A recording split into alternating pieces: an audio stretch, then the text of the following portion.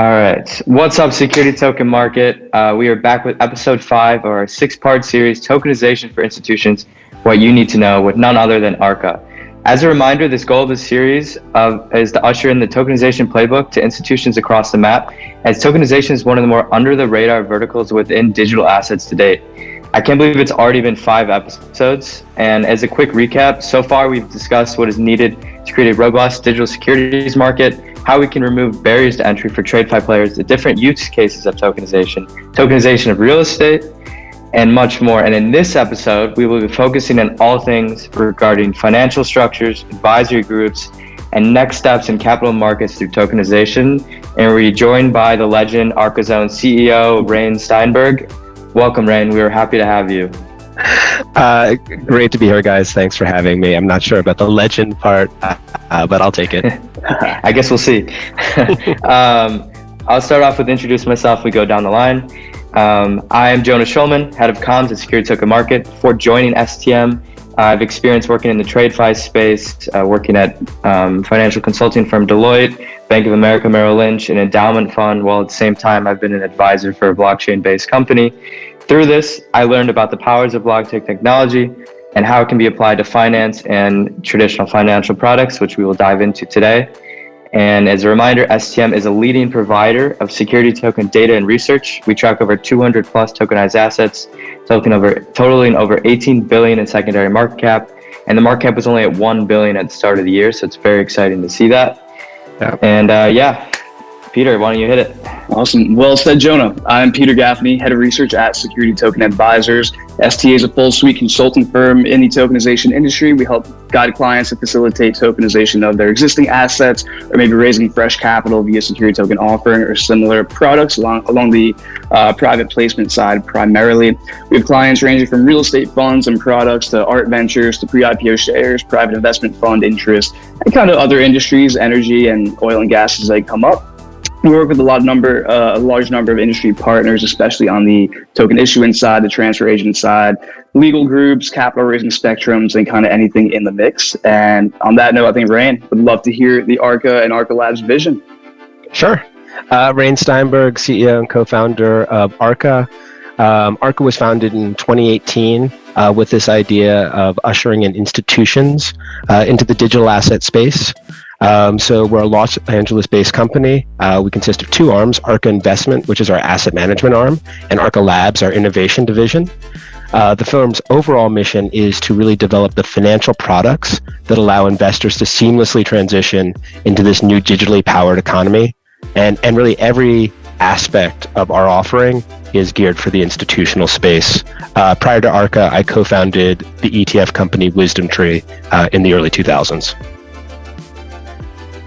Very cool. Very cool. We're happy to have you. So I guess we'll just dive in. So on the structured side of things, as we know, you guys are pioneers in the space on the institutional side, and the first 40 Act fund approved by the SEC, the Arca US Treasury Fund, which is essentially an ETF on the blockchain, or blockchain transfer fund, as you guys call it, obviously. When you initially made this plan, I'm just curious, from the structuring standpoint, did you guys go through A/B testing or trials and tribulations to we're going to structure this product like this because we know that SEC would be more receiving to this specific structure? And then a second follow-up to that would be, do you think you broke down the barriers to the SEC for other institutions to follow? Like, did you create a roadmap? Or if another institution wants to do something similar, will they have to also wait a similar amount of time? Sure. So we filed back in November of 2018, but we started conceiving the product really with the founding of Arca, which was in May of 2018. So we worked on the idea of the Arca US Treasury Fund for about 5 months, even before filing. And that included thinking about various structures, also engaging with the regulatory bodies in a consultative way. So we were obviously a startup company with limited resources. The last thing we wanted to do was go down the path of, kind of the ETF path, filing all these ETF applications, having them denied, and saying things like, no, you have to approve these things or you're not doing your job, SEC. That's the last kind of place you really want to be with the regulatory bodies. So what we did was we wanted to create something that allowed a digital asset to hold treasuries specifically. One of the most widely held and most useful underlying either collaterals or securities in the entire market. But what structure would allow you to do that, and to also create a digital analog of that? So we came up with the Arcoin structure, which is an iterative 40 Act fund, and we went to the SEC and we said, not will you approve this, but would you be opposed to this? We think this fits your mandate. We want it to be able to pay interest. We want to be able to create and redeem, and we think this would be a tremendous functionality for the space. But we also, it's very innovative. They said, yes, this is exactly the type of thing that we would be interested in. This isn't a guarantee of approval, but at least it was a, get out of here type of thing. So then we went forward with the creation process. And what was fascinating that I found was where people kind of see the SEC as hostile to digital assets or opposed to things. They're not really. They have, their investor protection mandates and their securities mandates. So they have a regulatory oversight duty, but they're not hostile to this. And so I actually found them very collaborative in this. And to contrast that with our experience at WisdomTree, it took us 2.5 years to get our now would be very plain vanilla ETFs through the SEC back in the early 2000s. This was actually less time. And our first in-person meeting with the SEC, we actually had 3 heads of departments. There were 30 people either in the phone or on the room, incredibly interested. They had read our draft prospectus. So there was tremendous engagement by the office, and they really wanted to see how digital assets could actually improve investor experience. So we did a lot of pre-work. We seeded the ground by talking, with the regulatory bodies and in approaching them in a very constructive way. And I think that was helpful. The second part of your question, did we lay groundwork? I would say yes, in a structure way, but not in an operational way. This isn't quite where ETFs were, where, it was kind of a first to market. And then after that, anybody could create the structure and there was a very clear roadmap. There's still a lot of operational and regulatory things to be ironed out here. And I think that's why you haven't seen we're the first BTF structure and the first 40 Act fund, and we remain the only one. Right. So, if there was an obvious path or an obvious, super value creation, we know our friends in the traditional financial industry are very good at moving on that. That path is not yet obvious. Wow. Interesting. You would think there's kind of, scalability here now that the groundwork is there. But as you're saying, there's multiple structures we could take. I'm sure you guys are working not only on a BTF model, but kind of other things to kind of lay new foundations and kind of lines going forward. So that'll be cool to see how that comes to fruition. Are you guys talking to any other institutions that maybe you partner with, or you just have had in your network from, growing the financial services industry and they're kind of looking to enter the space? Yes, we talk with a tremendous number of large financial institutions that are looking at various aspects of this. But again, as you mentioned, at the beginning of the year, we were at $1 billion. Now we're at $18 billion. We're moving quickly, but it's still a space that's subscale for traditional finance. It's very hard for them to do. The regulatory questions are still, not settled for them. And it's very much a wait and see approach. And just to use the ETF corollary again, ETFs were created in 1993. WisdomTree was founded in 2002. Even 10 years after the creation of ETFs, of all the great things we did at WisdomTree, the one part of our thesis that was incorrect was that traditional financial asset managers would partner with us because of the ETF value proposition was so obvious that they'd want to create ETFs. That was 100% wrong. We're founding WisdomTree. We had 200 no's on venture partnerships on a $5 million allocation from very large asset managers that many of them now have ETF businesses that all said they didn't want to spend $5 million to compress their fee structure or to launch ETFs. So This is not necessarily, I think, going to be led by the traditional financial institution in that way. This is one of the reasons we thought we had to found Arca as an independent, fully focused on digital assets. They're there, they're thinking about it.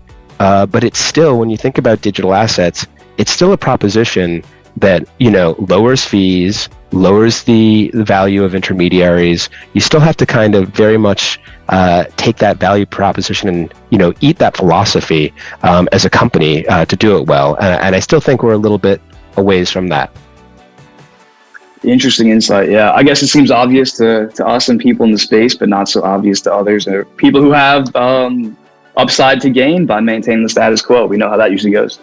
But no, Rayne, I've been excited for this conversation. Before STA, I spent some time with Global X ETFs.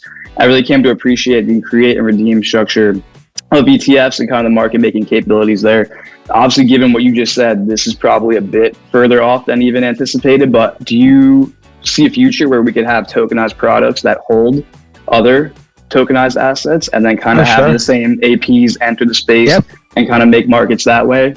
I think that would be absolutely a ticket right there. But yeah, absolutely. All the authorized participants, the market makers, this is kind of the misunderstanding of them, is those participants will all still be needed. They'll be playing different roles. There's going to be a much more creative aspect to this. The thing is that it's just the volumes and the size of it aren't there yet really to bring them over. And you can look at a similar trajectory in ETFs, and I go back to that a lot just because there's not many, when you look at financial innovations where you see something of scale that really changed the market. So there's not a lot of really good corollaries to it, but the ETF revolution is one of them. When there was the first ETFs, the Spider, there wasn't really a robust market making and AP community. Then with the advent of iShares and all these different players, there actually became a very, very competitive space where authorized participants were seeding popular ETFs to the tune of $100-200 million just to get those fee structures. Those have gone away as efficiency has come into that. You're going to see a similar thing when we crack that first really big securities product, that in-demand product that offers a benefit that you can't get on another ecosystem, that really drives people here. That will be kind of like that dam breaking, and then you're going to see, I think, an explosion of things. But those guys are going to be there. It's within their skill set. They're there to make markets, to work on things like creation, redemption. So I see all of that coming, but you're going to need a catalyst. Right. That's awesome. I think my last question on market making is the lack of derivatives in the space a limiting factor there, or do you see any like generic market making tactics that could kind of be brought in without the create redeem structure, without the APs, but more so on like a lower level, a more straightforward level? Even on the ATSs, I don't know if it's like national exchange versus ATS that's kind of a limiting factor, but would love to hear your thoughts on that. I think it's just size, because when you look at the robust, when you see on the I don't want to say unregulated, but on the non-security side of digital assets, and you see robust derivatives, robust market making, robust OTC, all of these things exist there. So it's not like the digital asset ecosystem is an antithesis to those. It's just that's where the action's been. It's been in the things that are not securities. The flip side of that is the 1 trillion or whatever the size of our current digital asset market now, maybe we're 1.5, now 2 trillion again. That is big compared to our $18 billion securities, but then it flips when you get into the hundreds of trillions of dollars in securities on the non-digital asset side. All of those things are going to come to digital assets. And what I was surprised by, well, me and you think that, obviously, one of the things that we did was we commissioned a study from Coalition Greenwich, where we talked to traditional financial players, saw where they thought the puck was going. And one of the most surprising takeaways from that was, I think it was 77% of respondents thought most to all securities would be digitized in the next 5 to 10 years. So we're going from 18 billion to hundreds of trillions. Maybe even fast. the quadrillion. Yeah, maybe even the quadrillions if you're talking about like odd books, derivatives, and things like that. So These are massive amounts, and the traditional financial people actually think this is going to happen. The question is, it's really hard to do still. That's the thing that people don't understand. And digital asset securities blur lines between jurisdictions, regulatory bodies, all of these things. that are just not obvious. And the thing I really we were talking about it before we hopped on the recorded part of the call, is patience. And even though it feels like you're always missing something or it's not moving fast enough in the regulated security space, to have patience, to work with the regulators, to let it develop kind of organically, is one of, I think, the most important things we can tell to institutions working in this space. Like, dedicate something, know that you're going to be working at it for a while. It may or may not work, because this is still an experimental phase, but have patience while going about it. Absolutely. I hate saying there's so much in the pipeline. It sounds like a cop-out answer when people ask what's actually happening in the market, but that's the exact fact. There's so much in the pipeline being worked on the back end. It's just a matter of hitting the market. So totally agree on that point. Yeah, I agree too. And I think, there's a lot of opportunity here. We were talking with Annalise as well in another episode of first mover advantage. You kind of have to take that leap of faith and risk it and try it out. Obviously, there could be cost there, but it seems like there's a lot more benefits, a lot more upside here. I want to also build off what you were saying, that a lot of people don't realize, and this is one of the most exciting things that we always talk about internally and externally, is that security tokens will inevitably dwarf crypto. It has nothing to do with, like, the only similarity they have is they all run on blockchain. But at the end of the day, with crypto, NFTs, all these projects, is like they have to build the value from the ground up unless they have an extremely strong brand. It's not backed by anything really tangible. Versus when you have like I was looking at a report from Bain and Company. I always reference it. I think there was locked up over 300 trillion of global real estate value or something. Yeah. Just in real estate alone. Yeah. That, like what you said, the digital asset or crypto market is like 1.5 trillion. That's 300 trillion in one asset class. So this is like, it's not comparable.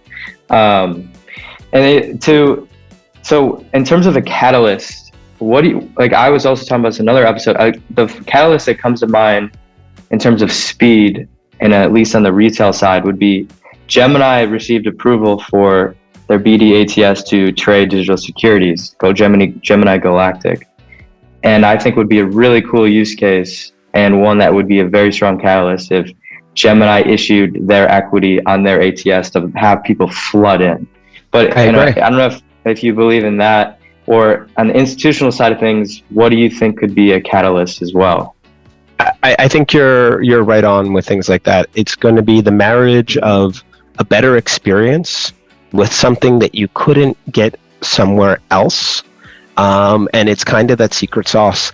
The difference with the security side in it is that it's just such high risk, high reward. It's not like the rest of the digital asset ecosystem. You can throw something up, okay, it doesn't work. This project went down, whatever, we'll do another ICO or fund it again. In the security side, you might run afoul of securities laws, or create an impairment on an entity with a regulatory body. It's just much higher risk reward. Also, you're dealing with institutions that have fiduciary duties, that have a higher threshold to get involved, and things like that. So on that institutional side, you really have to, I think, just be very patient and engage with education and start bringing them into this ecosystem in a very slow way, where they're developing their own theses about what the value propositions will be to them, and developing their own teams and starting to do this. And you work very patiently and organically with them, and then help them find kind of like a value proposition internally. And then while that happens, there has to be the development of something like a regulated exchange where you can only get that thing. And when those two intersect, that group of institutions that have, taken the red pill, that have been working on it, that have gone past this, and then there's this opportunity to take advantage of it and leverage what they've been doing, you're going to get something like that. But it's way more art than science. And this is why our head of labs, a guy named Jerry David, who his experience creating the Dubai Mercantile Exchange which was basically creating, a commodities exchange to trade a nationally important contract like oil out of nothing in an area that didn't have an experience of that. That's a very good corollary to this. You're bringing all these disparate places. They have other places they can go to do a similar thing. And it took a couple years to get it off the ground, and then almost a decade for oil to be priced off of that. So I think you just have to accept that it's going to take a while, that it's not going to be obvious, like your plans may shift a lot on the way to the fair, but to keep moving, to keep chipping away at the value proposition and keep doing that. And we just know, like you say, just real estate alone, $300 trillion in assets that are locked up in a liquid, that blockchain. Yeah, this is why no matter how long this takes, every day I wake up super excited by this, even if nothing optically has changed in the landscape. But we know that there are more and more people like you guys, institutions that are engaging with you, that see the benefit of this, and it's undeniable. It's just a better mousetrap. Totally. No, it's super exciting. Yeah, I've been working with security token market in some capacity for about 4 years now. So optically, it doesn't seem like it moves a lot. But internally and intrinsically, there's a lot of big movers going around the world. I remember when I first started doing this, I do a lot of the content on the communication side, and I was like, I could barely find any content. Like, that was a challenge. And now I literally can't keep up, which is extremely exciting and awesome to see. So then, and a practical question, I think for institutions, as much as I love all this high level and, knowing that it's coming, it's inevitable. But if an institution is watching this, what is something that is very practical they can do, as well as, like, if they were to structure is it the BTF model that would be the easiest and reap the most benefits for them? Or is there a different structure that you would suggest them to get their feet wet first? It really depends. It's very specific to institution. I would engage with people like us, people like yourselves. This is what we're seeing. Even the largest institutions that have all the resources that try to do this internally, so they try to build internal teams, you're seeing this huge brain drain from the large banks of these teams that get started there, and then just because of how difficult it is to move within the bureaucracy or whatever's going on there, they take the red pill and they're like, I'm going to go do this at a startup or a smaller, more nimble organization. So I would really engage with people like ourselves, people like you guys, and it's not just us. There's a whole, ecosystem of people that are working on this, and really partner with them. Think about what your value proposition, the things that you're doing, engage with people that are knowledgeable on blockchain, and start to think about it like that. It's a much lower resource way than, hiring a whole team where there might be some culture or issues already of, like, embedding a pure native blockchain team into a traditional financial organization. We've had things like that ourselves, and we're a native blockchain organization. So I think you start there, and also I would start with, don't try to boil the ocean on this. There are some very small, wins on an efficiency of transfer, embedding some sort of blockchain functionality, like a proof of concept, to get a small win that won't necessarily be economically important right then, but it will get your toe in the water. It will start to move the ball forward. That's what I would say on those things. Where I see some of the bigger problems is these very grand plans to do everything, and it's just too hard. There is no path to guarantee that will work, and you see that at even the largest institutions, and that's why I think you haven't seen the traction in the securities markets yet, but you're starting to. This is we also have to be patient in the idea that digital assets as a thing just really didn't even exist 12 years ago. Nobody was excited 5 years ago, honestly, for digital assets, and then when it reached escape velocity, which is still tiny compared to what we're talking about here, it was all people talk about. So we're still at a much earlier moment in the securities side. than the digital asset ecosystem side, especially in a relative sense. So get off zero, work with people that have expertise and that have a good reputation, and get like some small type of wins internally is what I would say for people trying to do it institutionally. I love it. That's on the money with kind of exactly what I'm thinking as well. I love the point, Rayne, on the advisory groups and kind of dipping your toes in, get off zero. I like to say, the golden ticket is going from a total illiquid asset to something traded nice and fluidly, but we know it's going to take a lot, right? It's going to take a lot of time, effort, resources. I love just going, hey, go from 0 to 1, then go from 1 to 5, go from 5 to 20. And even things like work with like Invenium, get your data, get your valuation, get your asset level data and metrics on the blockchain. Get comfortable using a blockchain-enabled transfer agent to manage your investors. Get comfortable using an internal bulletin if you do have LPs that want to trade small amounts of their interest, whatever. And that's kind of what it's all about. So we have we're seeing bigger and kind of more reputable asset managers even come our way on the advisory side, saying, hey, how can I cater to my retail clients or my institutional clients in some way with tokenization? And these are the exact points that they could kind of do. Dip your toes in, get educated, use us, like you're saying. Instead of hiring a full blockchain team that's going to have to learn anyway, learn the playbook and relay it to you, just use people like Arca, like STA that are kind of in the weeds for years now. So, money. Totally. Agreed. Awesome. And you mentioned JD before. Yeah, he was dropping knowledge on episode 1. Plenty of wisdom on our coin specifically. Jonah and I both didn't even realize the power of it as like a collateral management tool. We were thinking more so product level. I would love, just kind of as a final point, your take on how things are going on the operational side versus the product level side. It sounded like Annalise is doing a lot, kind of pushing our coin and making sure that's kind of working with the proper banks, parties, institutions, whatever. So I would love any color on that. Yep.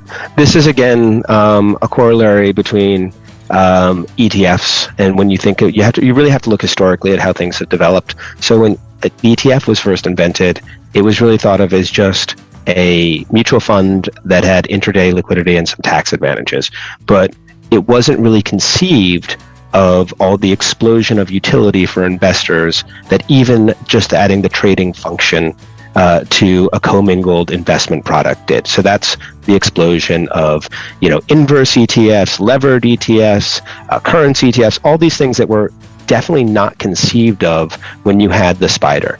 So the same thing is with this BTF structure. Well, at its core, it is a financial service product. It's an asset management product that gives you exposure to short duration treasuries. But you've added the utility of blockchain to that. So instantaneous settlement, 24/7 trading, completely transparent, like collateral underlying SEC custodian. So you can see that while on the surface, it just appears to be a blockchain representation of treasuries. But what can you do with it? So that's where we really see the power of this, is this explosion in utility of securities. So that's in sec lending, repo, collateral management. One of our most interesting use cases on the BTF side is in insurance. This was completely not on our roadmap at all when we created this. The idea that it could be but not that it might be a giant immediate use case for this. And so just the efficiency and having an SEC good custodian actually makes it a better tool for collateral management for insurance companies. And this is one of those ones where the things that you have an aha moment, you don't even think about it, is where you always think about blockchain being about the liquidity and things like that. This isn't a use case where they're not interested in liquidity. It doesn't even have to have its ATS listing yet. Insurance companies move things around intersell.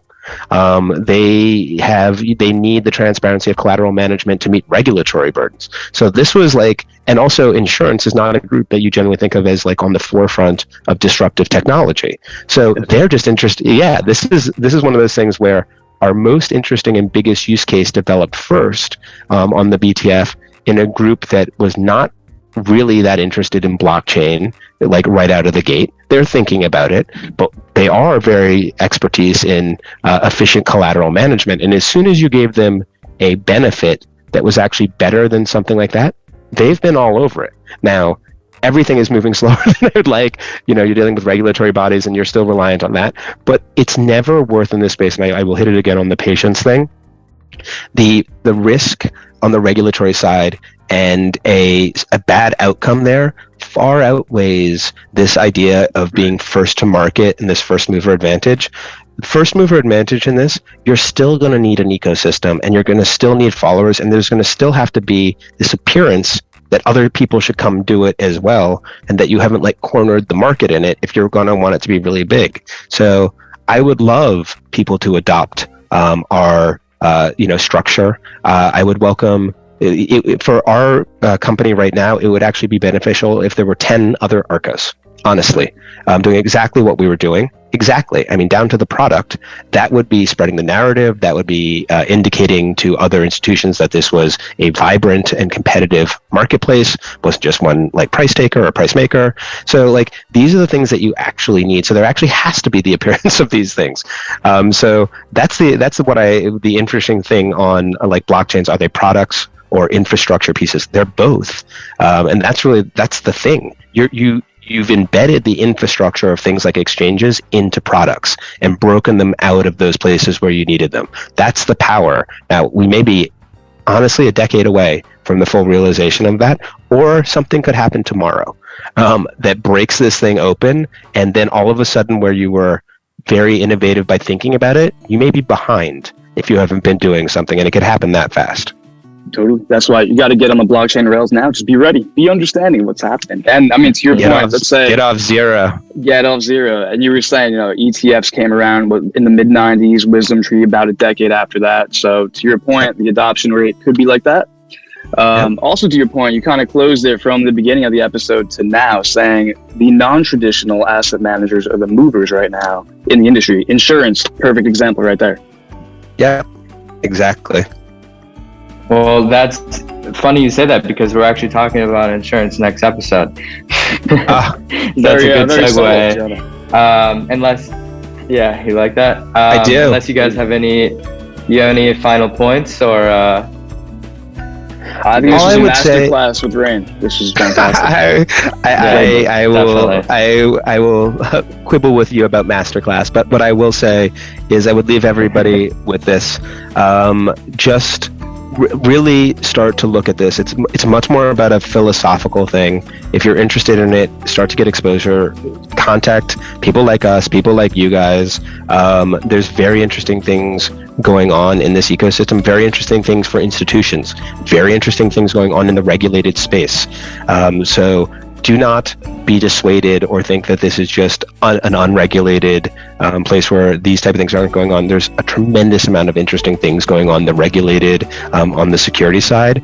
And if you don't know that, definitely reach out to people like us and start to engage, because I really do think that everybody in the regulated securities business will be impacted by this in either the very near future, or I will extend out into the future. But I see it as a nearly 100% probability of that. I agree. You got to accept it. Don't fight it. The sooner you join, the better. Well, I guess that clears that up. You're definitely a legend. So thank you for coming on. Confirmed. So thanks everyone for joining us for episode number 5. If you haven't watched the other episodes, go to our YouTube channel. You'll see all other 4, and we've episode number 6 next week to talk about insurance. And head to stm.co to track the secondary market and the primary offerings.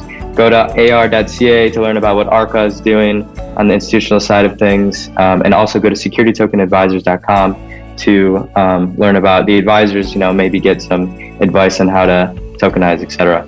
But thanks for everyone watching, and have a great one. Thanks for coming on, Rayne. This was great. Thanks for having me, guys. Great call.